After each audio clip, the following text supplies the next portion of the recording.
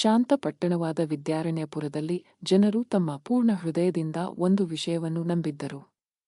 ಜಗದ್ಗುರುಗಳು ಏನು ಹೇಳುತ್ತಾರೋ ಅದು ನಿಜವಾಗುತ್ತದೆ.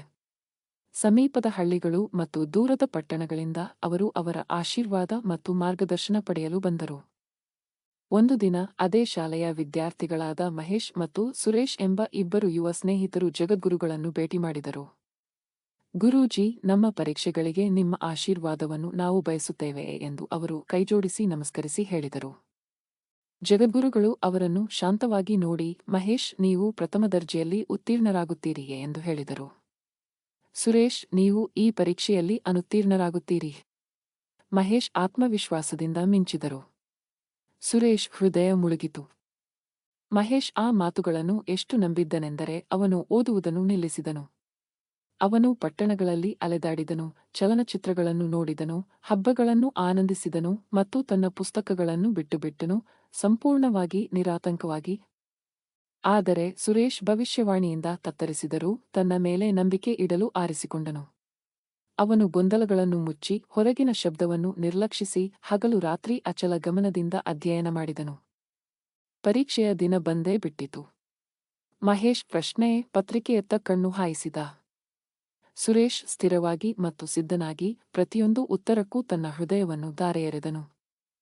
ಫಲಿತಾಂಶಗಳು ಪ್ರಕಟವಾದಾಗ ಪಾಸ್ ಆಗುವ ಮುನ್ಸೂಚನೆ ಇದ್ದ ಮಹೇಶ್ ಅನುತ್ತೀರ್ಣನಾಗಿದ್ದ ಮತ್ತು ಅನುತ್ತೀರ್ಣನಾಗಬೇಕಾಗಿದ್ದ ಸುರೇಶ್ ತರಗತಿಯಲ್ಲಿ ಅಗ್ರಸ್ಥಾನ ಪಡೆದಿದ್ದ. ಕೋಪಗೊಂಡ ಮಹೇಶ್ ಆಶ್ರಮಕ್ಕೆ ಓಡಿಹೋದ. ನಿಮ್ಮ ಮಾತುಗಳು ಸುಳ್ಳಾಗಿದ್ದವು, ಅವನು ಅಳುತ್ತಾನೆ. ನಾನು ಪಾಸಾಗುತ್ತೇನೆಂದು ನೀನು ಹೇಳಿದ್ದೆ, ಆದರೆ ನಾನು ಫೇಲ್ ಆಗಿದ್ದೆ. ನೀನು ನನ್ನ ವರ್ಷವನ್ನು ಹಾಳು ಮಾಡಿದೆ. ಜಗದ್ಗುರುಗಳು ಮೃದುವಾಗಿ ಮುಗುಳ್ನಗುತ್ತಾ ಹೇಳಿದರು, ನೀವು ನನ್ನ ಮಾತುಗಳನ್ನು ನಂಬಿದ್ದೀರಿ, ಆದರೆ ಯಾವುದೇ ಪ್ರಯತ್ನ ಮಾಡಲಿಲ್ಲ. ಸುರೇಶ್ ನನ್ನ ಮಾತುಗಳನ್ನು ನಿರ್ಲಕ್ಷಿಸಿ ಕಷ್ಟಪಟ್ಟು ಕೆಲಸ ಮಾಡಿದರು. ಪ್ರಯತ್ನವಿಲ್ಲದೆ ಆಶೀರ್ವಾದಗಳು ಸಹ ಖಾಲಿ. ಕ್ರಿಯೆಯಿಲ್ಲದ ಶಕ್ತಿ ದೌರ್ಬಲ್ಯವಾಗುತ್ತದೆ. ಮಹೇಶನಿಗೆ ಸಾಮರ್ಥ್ಯವಿತ್ತು, ಆದರೆ ಶಿಸ್ತು ಇರಲಿಲ್ಲ. ಭಯದ ಹೊರತಾಗಿಯೂ ಪ್ರಯತ್ನವು ಯಶಸ್ಸನ್ನು ಸೃಷ್ಟಿಸುತ್ತದೆ ಎಂದು ಸುರೇಶ್ ಸಾಬೀತುಪಡಿಸಿದರು. ಶಾಂತವಾದ ಮರದ ಕೆಳಗೆ ಕುಳಿತು ಮಹೇಶ್ ತನ್ನ ತಪ್ಪಿನ ಬಗ್ಗೆ ಯೋಚಿಸಿದನು. ಅವನು 1 ವರ್ಷವನ್ನು ವ್ಯರ್ಥ ಮಾಡಿದ್ದನು, ವಿಧಿಯಿಂದಲ್ಲ, ಆದರೆ ನಿಷ್ಕ್ರಿಯತೆಯಿಂದ. ಹೊಸ ಸೂರ್ಯೋದಯದೊಂದಿಗೆ ಹೊಸ ಮಹೇಶ್ ಬಂದನು. ಕೇಂದ್ರೀಕೃತ, ದೃಢನಿಶ್ಚಯ ಮತ್ತು ಪ್ರಾಮಾಣಿಕ. ಈ ಬಾರಿ ಅವನು ಯಾವುದೇ ಭವಿಷ್ಯವಾಣಿಗಿಂತ ತನ್ನ ಸ್ವಂತ ಪ್ರಯತ್ನವನ್ನು ನಂಬಿದನು.